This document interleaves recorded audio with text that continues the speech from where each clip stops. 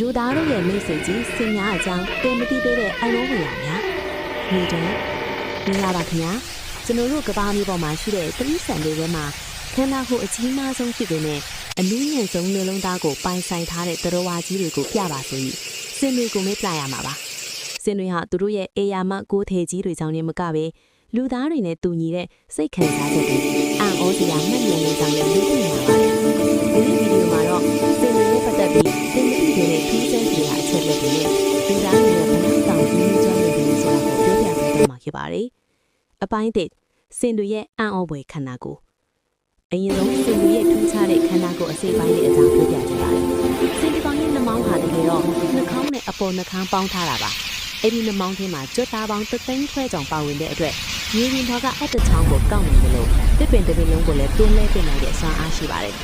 နောက်ထပ်ထူးခြားတာကစင်တွေရဲ့နားရွက်ကြီးတွေပါစင်တွေဟာသူတို့ရဲ့နားရွက်တွေကိုရမ်းခါပြီးခန္ဓာကိုယ်ကအပူချိန်ကိုလျှော့ချတတ်ကြပါတယ်ဒါအပြင်စင်တွေဟာလူတွေမကြားနိုင်တဲ့အနည်းဆုံးအသင်လိုင်းတွေကိုတောင်မိုင်ပေါင်းများစွာအကွာဝေးကနေခြေပေါ်